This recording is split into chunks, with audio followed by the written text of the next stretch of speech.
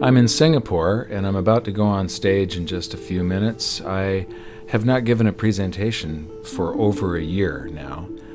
I was in a little fender bender a while back, and so I took a little bit of time off. There's this sense of urgency now. The global dollar standard was put in place by a series of accidental events that were very fortunate for the United States because it gave us an advantage over the rest of the world.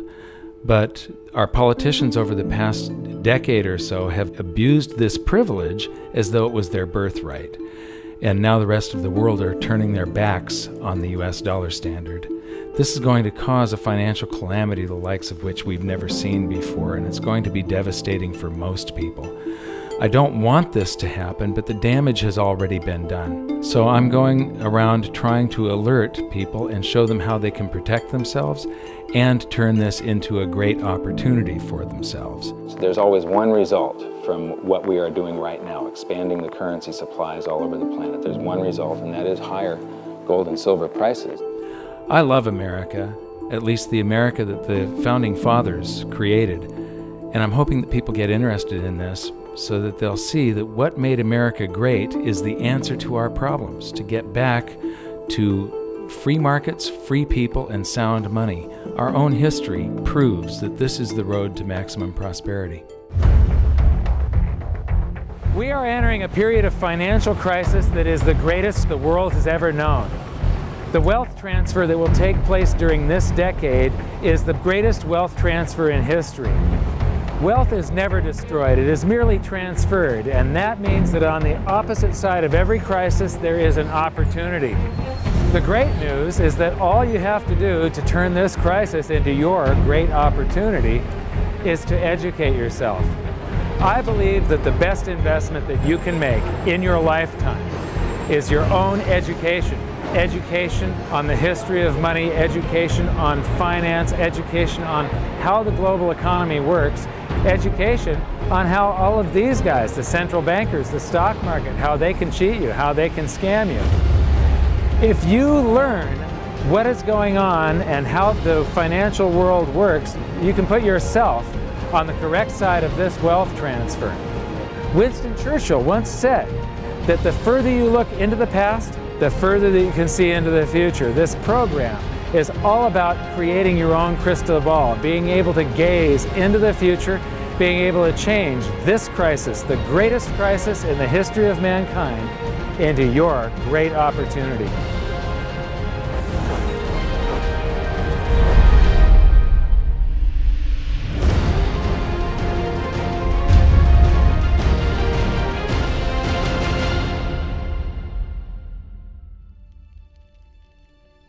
I was born in Salem, Oregon in 1956, and we moved to California when I was 4 years old in 1960. But when I went to school, it was obvious after just the fourth grade that there was something different with me. And by fifth grade, I was in remedial classes. And it turned out that I was dyslexic, and teachers were not taught to recognize that back then. I was always falling behind everyone else. When I would get a teacher that would lecture instead of making us read out of books, I would just absolutely excel. I suddenly went from the dumbest kid in class to the smartest kid in all of the periods of that class. But the result was that, after a while I was in every single remedial class, and I just couldn't take it. And in 10th grade, I dropped out, middle of 10th grade, and I've never been back to school.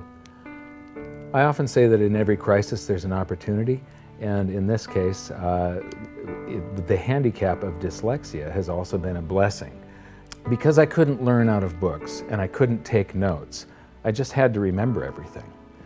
And I have the ability to, my brain's wired a little bit differently. I have the ability to look at a chart today, and I know how it relates to a chart that I saw 10 years ago. But it was back in about the year 2000 when Steve Jobs of Apple introduced OS X. The world of books opened up to me, built right into the operating system, was a text-to-speech program. Now I could just have an assistant slice and scan my books and turn them into text and email me, and then all I have to do is highlight the text, press a button and the computer reads to me. People are turning to assets that will keep their value if prices rise. So much money has been pumped into the system that people are worried about inflation down the road, said Bruno S. Frey, professor of economics at the University of Zurich. So dyslexia is no longer a problem. But what it's also done for me is I have the ability to explain complex things to people in a simple manner for some reason. And so I sort of made it my mission to try and wake up the middle class, to let them know how the monetary system works, to let them know that there is a major economic calamity coming sometime down the road, and it's most likely within this decade that we're in right now. The US dollar is about 60% of the value of all the currency on the planet, and more than half of the dollars reside outside the United States. The reason every country has US dollars is, first of all, that's what central banks use as a reserve currency. Second of all, oil is priced in dollars. So this is the world, and what you see here is that these are the countries that are avoiding the US dollar in trade. They're doing bilateral agreements where they'll either hold each other's currency and settle that way, or they're establishing, like right now, they're talking about a BRICS bank, Brazil, Russia, India, China, and South Africa, having a bank that will do settlements between the countries directly without using the US dollar. These countries, they tried to avoid using the US dollar, like Iran tried, and we banned them from using SWIFT. How many here have made wire transfers before? So do you know what a SWIFT number is? It's a code that you plug in, and this SWIFT system is what transfers those dollars from one person's account to another person's account. Well, Iran decided that they were going to sell oil only in euros. They got banned from SWIFT. But there's countries right now coming up with a replacement for SWIFT, and it doesn't use the dollar, it's the Sukra system. And Iraq started selling oil for euros. In Libya, they were talking about creating the gold dinar and selling oil for gold. So those are the countries that are trying to use something other than the dollar. Then we've got gold competing with currency.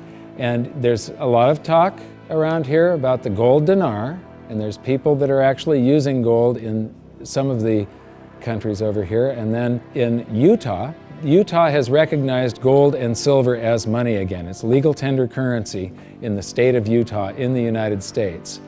And then you've got physical gold accumulation.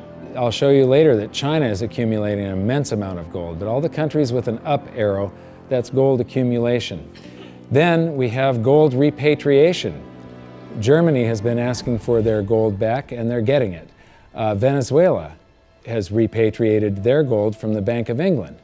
And then if we put this on a timeline, here's the nails in the coffin for the dollar standard, and you will see that there's not a lot of time left.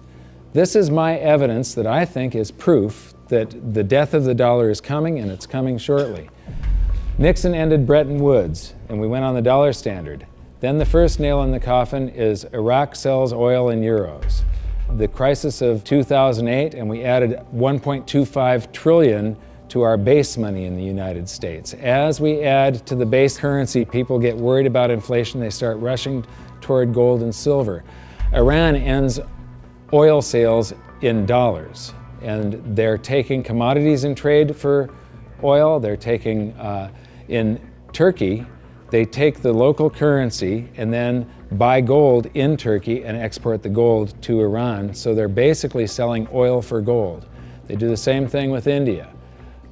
QE2, quantitative easing, that's more currency printing in the United States. Libya, China and Russia bypassed the dollar. They did a bilateral trade agreement where they hold each other's currency, and they do direct debt settlement without having to wire transfer US dollars. Chinese president just recently said that the dollar as the world's reserve currency is a product of the past. Utah recognized silver and gold as money. China and Iran bypassed the US dollar with a bilateral trade agreement. Venezuela repatriates its gold. China and Japan trade directly. India and Japan bypass the US dollar. Russia and Iran trade directly. Iran sells India oil for rupees and commodities. China and Brazil trade directly. Swiss citizens demand gold repatriation. African countries ban the dollar. In Zambia, you can go to jail if you use US dollars. Quantitative easing number 3. They have announced at the Federal Reserve that they're starting with $40 billion of currency that they're creating each month, and now it jumps to $85 billion. That's more than $1 trillion a year. And remember, it took 200 years to go from no dollars to 825 billion, and now they're going to create $1 trillion every year. Iran trading energy for gold. Singapore removes tax on money. Germany repatriates 150 tons of gold from the New York Fed. The citizens of Netherlands demand gold repatriation. Ecuador repatriates part of its gold reserves. Austrian citizens demanding gold repatriation. China acknowledges fundamental market shortage of gold. And now, the Fed is increasing the rate of printing. I said from 40 to 85 billion every month, just over $1 trillion per year.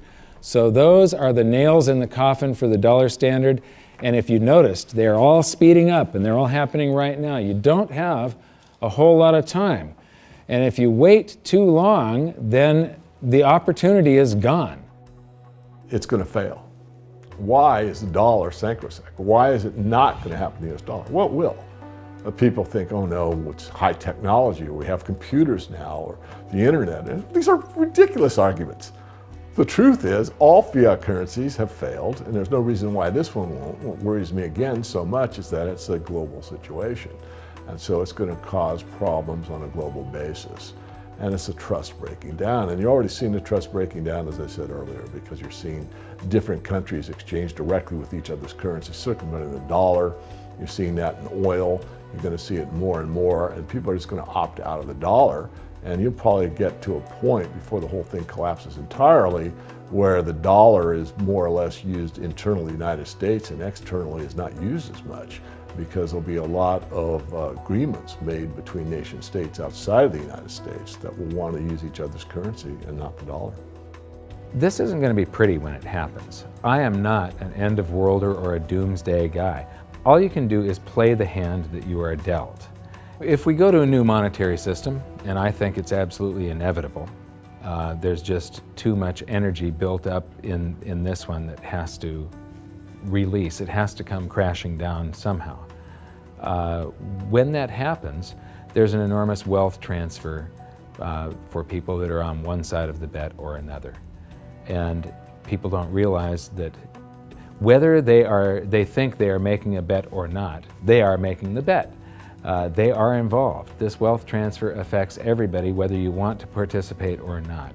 If you're holding paper assets and paper currencies, you have bet one direction. If you're holding gold and physical assets, you've bet the opposite direction. So these are changes in Chinese holdings. They are accumulating gold, they are getting rid of US Treasury bonds. This is gold held in China. The green line is the cumulative gold, that's on this side, this scale. So it's gone from about 700 tons to almost 6,000 tons just since the year 2000. So this is their central bank holdings, this is their mine supply, but this is, and my researcher put all of this data together. You're the first people to see this. This is the amount of gold flowing through the Hong Kong exchange that goes into China. And the past couple of years here, they have ramped up their buying. They know that the dollar standard is coming to an end, and they are protecting themselves, and you're probably going to see gold-backed renminbi someday, the yuan. So this is an interesting chart. Changing global influence. So this is the correlation to this basket of currencies. This basket of currencies, if you add them all up, they're trading up or they're trading down. And this was pre-crisis, so it's before 2008. So this is from the International Monetary Fund, it's their data. So from 2005 to 2008, This is the correlation of, if that basket of currencies was trading up, the dollar was probably doing about the same thing is what it's saying. The Chinese renminbi, a little less so. And then this is today. The US dollar is done for.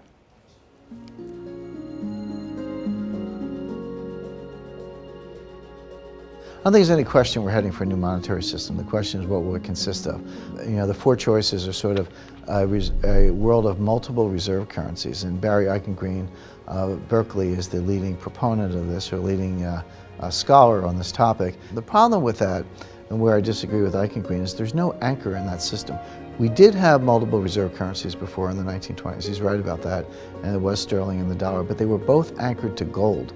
And in the post-Bretton Woods world, since 1944, it's been one reserve currency, which is the anchor, and it was anchored to gold until 1971. Since then, the dollar has been detached from gold, but all the other currencies are still linked to the dollar.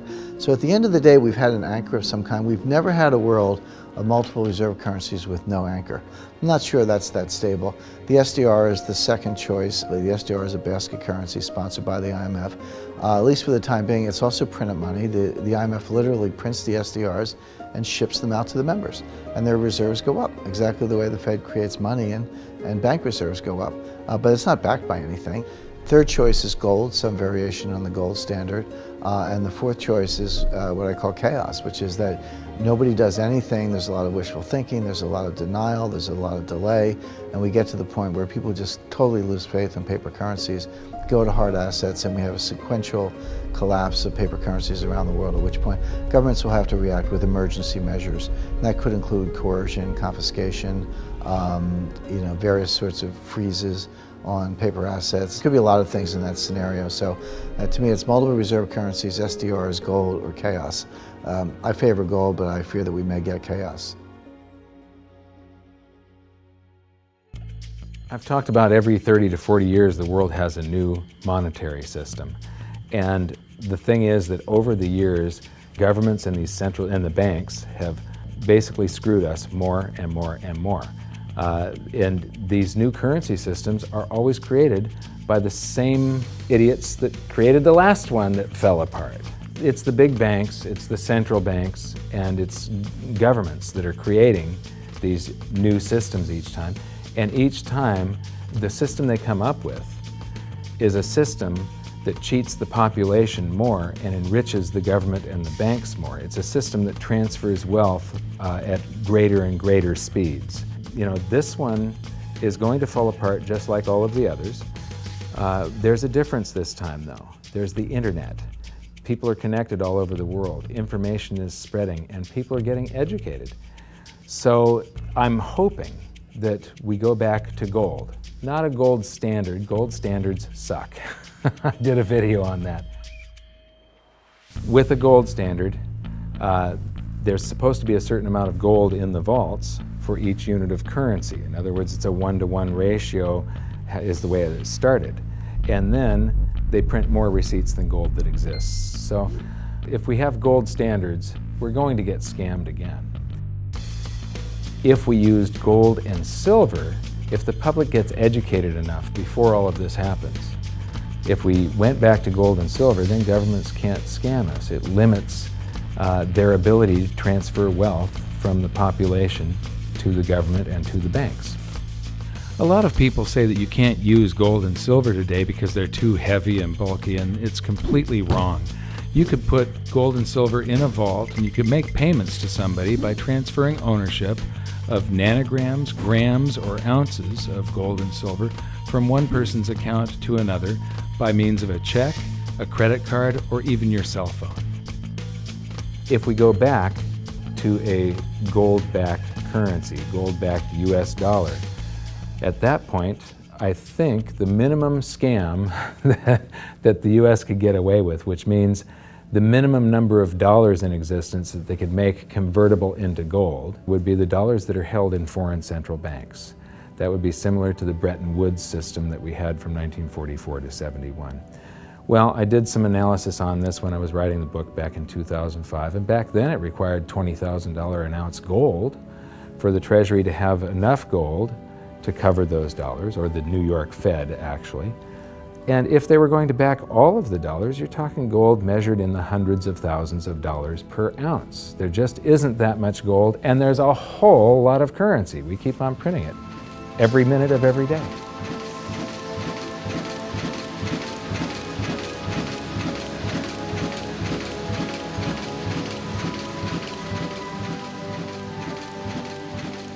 This is gold and how it accounts for a currency supply. This is our base money in the United States, which was gold back here from 1900 until the Federal Reserve. The amount of currency in circulation in gold were the same. And then we established the Federal Reserve and we inflated for World War I, and we had more currency in circulation than we had gold to back it. There were some bank runs in the 30s. Then Roosevelt unpegged the dollar from gold, and gold's value rose from $20 an ounce to $35 an ounce. And when it did, the value of the gold held at the US Treasury rose to meet the value of all the currency that was printed in the meantime. Here's the same chart again, but now I'm taking it out to 1971. And what you see is these gold inflows during World War I. During World War II, it's another 117% gold increase. This is what made the United States a superpower. It's all financial. It isn't our war machine necessarily. It's all the gold inflows that we got because everybody else was at war and we were isolated from it. And they had to pay us for all their consumer goods and so on. And then we jumped into the war and we inflated. And then in about 1959, countries started figuring out that we didn't have all the gold. We were printing more dollars than gold that we had to back it. And under the Bretton Woods system, they could go to the New York Fed and turn in their dollars for gold at $35 per ounce. Only foreign central banks. Individuals couldn't do that. So gold started flowing out, and the U.S. lost 50% of its gold from 59 to 71. And in the meantime, we kept on printing currency. If this had continued until it got down to zero, if there was one more dollar out there that laid claim to gold, that came in and said, we want our gold for a currency, and there was no gold to back it up, the entire world monetary system would have come crashing down. So Nixon had to take us off of the Bretton Woods system, the last vestiges of the gold standard in August 15th of 71. So here's the same chart again. There's the first chart and the second chart to 71, and now I'm taking it out to 85, and I'm adding a second line here. How many people would agree that credit cards are replacing cash in circulation? Yeah? Credit cards, you use your credit card more and more every year, right? You use cash less and less. Well, this is outstanding credit card balances. It's called revolving credit outstanding is the name of the chart that you get from the Federal Reserve. When you charge something on a credit card, you create currency. The bank didn't actually loan you anything. They invented numbers. And then they have the gall to charge you interest if you don't pay those numbers back on time. So the thing is that the merchant that you're paying, the restaurant or the grocery store, that merchant's checking account can't tell the difference between the credit dollars that you created or the cash dollars that you pay them. So to that merchant's checking account, it all looks the same. And those dollars that you created stay in circulation until somebody saves them up and pays down credit card debt. So unpaid credit card balances I include as part of the cash in circulation. And in 1971, Nixon took us off the gold standard and gold became a freely traded separate commodity/money, and it did an accounting of the currency supply. There was quite a while here where we could have gone back on the gold standard. The value of the gold at the Treasury exceeded all the dollars printed from George Washington to Jimmy Carter. And for a week or so, a couple of weeks, it exceeded base money plus outstanding revolving credit. So here's the same chart again. That was to 1985, and now I'm going to take it out to today. And so there's that 1980 peak where it shot past base money and base money plus outstanding revolving credit. And then we get to the crisis of 08. And Ben Bernanke, oh, by the way, instead of billions, we're now measuring in trillions. So we started in millions, and then it went to billions, and now it's trillions. So we did the bailouts and all the quantitative easings, and that's what the currency supply looks like today. And then they announced quantitative easing 3, which is that 85 billion a month that they're creating, and they think they're going to have to do it until about 2015. So here's the projection for gold covering the currency supply today would be $13,400 per ounce gold. For history to repeat and for gold to do the same thing that it did in 1934 and in 1980. And believe me, it shocked people in the 1970s. When gold was $35 an ounce and Nixon took us off the Bretton Woods system, all the economists were predicting that gold was going to go down because now there was going to be no more monetary demand for it. Anybody that said gold was going to go to $100 was considered an absolute lunatic. And it went to 850. It rose 24 times its price. Well, when I wrote my book, we were right here with base money. So base money plus outstanding revolving credit. It took about $6,000 an ounce for history to repeat. Today it takes $13,400, and if you include the same overshoot, remember in 1980 it didn't just cover base money, but it shot past it. $24,000 an ounce gold is what it would require to meet that. Except the Fed has announced that they're going to keep on printing currency until there's lower unemployment and the economy gets back on track. And they think till 2015. So the projected price, according to the Fed and history repeating, if the Fed does this and then history repeats and gold, the public gets afraid of what the Federal Reserve is doing, and they rush toward gold and silver to protect their purchasing power, gold would have to rise from there to way up here, and that is $26,000 per ounce gold to cover. If it does the same overshoot, we're talking about $47,000 an ounce gold. Now, I don't even like to measure gold in dollars. If you measure it in a price doesn't mean anything. It's the value. How much can you buy with the proceeds? If we have deflation and some of this currency evaporates, because it's all just numbers that they type into a computer these days, if we have deflation, maybe gold peaks at $3,000 an ounce and the currency supply collapses to way down here somewhere, and the Dow is at 1,500. That means gold will still be double the Dow. You're still going to get 14 times more paper assets one day than you can buy today with them, and it's probably only a couple of years left that this is going to take, as you saw by how the nails in the coffin of the dollar standard, how they're speeding up. If we have big inflation and the Dow goes to 30,000, maybe gold will be 60,000 an ounce. And if we have hyperinflation, the Dow would be 30 trillion and gold would be 60 trillion. It doesn't matter. In any case, gold would buy you 14 times more paper assets than it does today. So these are the global assets. Here's the bond market. Here's the stock market. This is the value of real estate on the planet. And these are bank deposits, and there's gold. Now, that little slice of the pie is going to get a lot bigger in just the next few years, and it's not going to do it by a whole bunch more gold just appearing. It's going to do it by the price of other assets going down, or at least their value going down, and the value of gold going up. So the price of gold will change. That piece of the pie is going to grow. It was a lot bigger back in 1980 when gold was at $850. It's going to get a lot bigger today again, but today, as you've seen, it requires far, far higher prices. So, the death of the dollar standard. How many people here believe that I'm sort of predicting what's going on in the future here? You can see that there's a new world monetary system coming. It happens every 30 to 40 years, except this time, instead of a baby step off of gold, we've got to go from nothing back to something. It's going to be a worldwide convulsion, the scale of which has never been seen before. At the end of the day, the fundamental driver of gold, it's not so much that gold's in a bull market, it's more the dollar's in a bear market. And people say, well, how high can gold go? And my answer is, well, how low can the dollar go? The answer is the dollar can go to zero.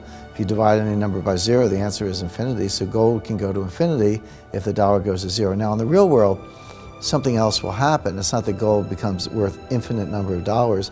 It's more the case that the dollar just falls off the stage. The dollar gets the hook, so to speak, and you'll count gold in dollars to 5,000 to 10,000 at some point, but there will come a time when you won't count gold in dollars anymore because dollars won't count. People won't want dollars.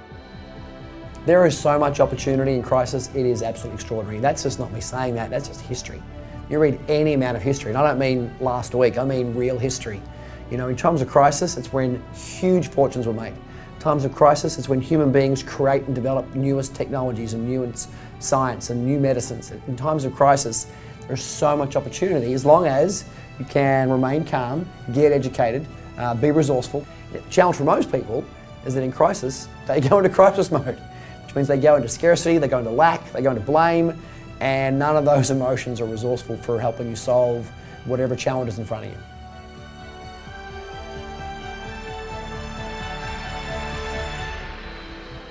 I believe that this is probably the greatest opportunity of anyone's lifetime. There has never been a situation where everything came together just like this. This is the first time in history where all the world's currencies are just fiat currencies backed by nothing. And if what I think is going to happen happens, this is the greatest wealth transfer in history. It's the greatest opportunity, and it'll never happen in our lifetimes again. So now we've learned the following hidden secrets of money. There is a global loss of confidence in the US dollar that is accelerating rapidly. The change to a new monetary system is inevitable and will most likely be chaotic. Gold standards do not work over long periods of time, but gold itself does. The public contributes to the massive amounts of currency creation by using credit cards and signing loans. Gold has already accounted for the expansion of US dollars twice in the last century and may likely do so again. So that's it for this episode. I thank you for watching, and I hope you enjoyed it. I know I threw around a bunch of astronomical prices for gold someday in the future, but it isn't the price measured in dollars, it's how much is its value, what is it worth, how much stuff can it purchase. The price measured in dollars, or any currency for that matter, is just a bunch of numbers, and it really doesn't mean anything. There are numbers that are created by the world's central banks, by the commercial bank system, and we're forced to transact in these currencies. But in our next episode, we're going to clear away the smoke screen of national currencies and show you how the world monetary system really works and how all national currencies have to continue losing value. It is not possible for them to maintain purchasing power over any reasonable period of time. As for the golden nails in the dollar's coffin, it's only been a short while since we filmed the presentation in Singapore, and already there are more of them. So for an update, visit hiddensecretsofmoney.com, and in your free information toolkit, there's an exclusive presentation on the latest developments of the golden nails in the dollar's coffin. Now, I know this episode was kind of serious and it might have you upset right now, but believe me, it's not all doom and gloom.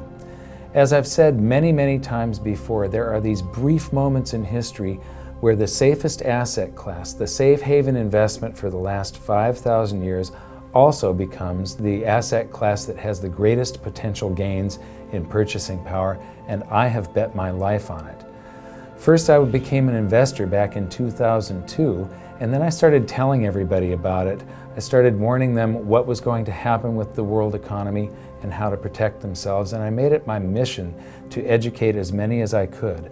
So in 2005, I wrote my book, and then I gave people a means to protect themselves and opened up goldsilver.com. I believe that my team and I have created the world's best precious metals dealership, because we don't just sell gold and silver, we are gold and silver investors. And what we want to do is help you understand how to get through what is coming, to protect yourself, and to turn all of these bad things around to your benefit. So if you decide that precious metals are for you, please visit goldsilver.com. We'd love the opportunity to become your dealer because we feel that we are more than a dealer. We're a partner with you, and we're on the same side of the fence as you. So thank you very much. Good luck. We'll see you at the exclusive presentation at hiddensecretsofmoney.com. Thanks. think this is a man in the lifeboat situation. Let me ask you this. If you knew the Titanic was going to sink and you were on the Titanic, you know there's going to be a lifeboat situation coming up soon. Would you like lifeboats available? That's right. Would you like to get in the lifeboat early, get a nice seat, maybe close to the water, maybe close to the food supply, right there in the middle, nice and comfy? Or you want to be one of the last ones on the boat and you're jockeying for position, you have to throw a kid out to make room for you? Yeah, so lifeboat situation depends how you like your accommodations on the lifeboat is whether you should be winking your way towards it right now. And I will be edging my way towards it right now. Mike Maloney's Hidden Secrets of Money is made possible by the clients of GoldSilver.com. Your continued loyalty and support allows us to educate the public on how to both protect themselves and benefit in the turbulent times ahead. To all GoldSilver.com customers, thank you. Hidden Secrets of Money would not be possible without you.